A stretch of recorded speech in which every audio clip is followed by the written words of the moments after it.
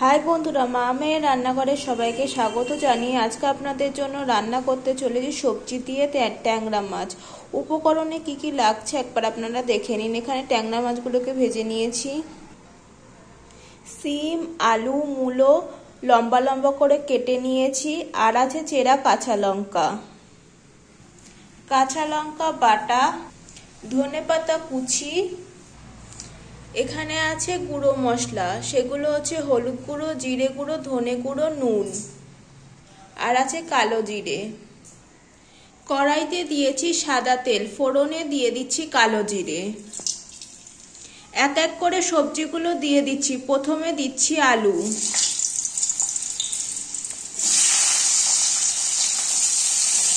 তারপর দিচ্ছি মূলো, সিম, তারপর একটু নেড়ে ছেড়ে নিচ্ছি।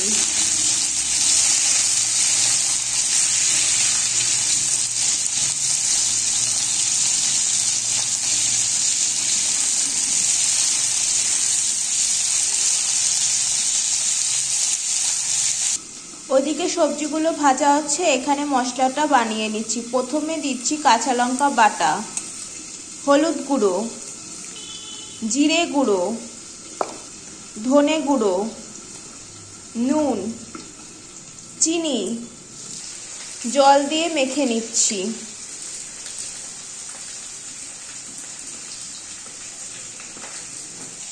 এবার কড়াইতে দিয়ে দিচ্ছি,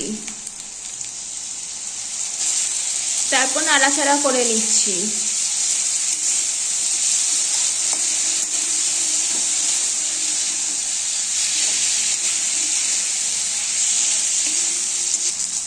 জল দিয়ে ঢেকে দিচ্ছি সবজিগুলো সেদ্ধ হওয়ার জন্য।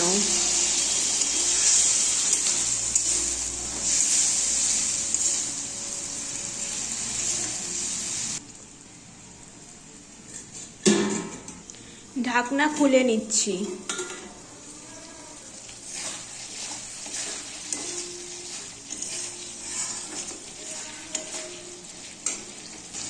পরিমাণ মতন জল দিয়ে দিচ্ছি তরকারির জন্য।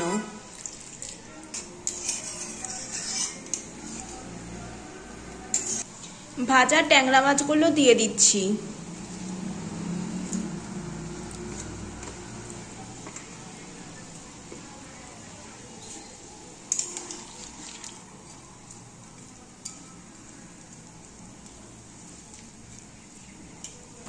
দিয়ে দিচ্ছি চেরা কাঁচা লঙ্কা। রান্না শেষে ওপর দিয়ে দিচ্ছি ধনেপাতা কুচি। আমাদের রান্না হয়ে গেছে, এবার নামিয়ে নেব।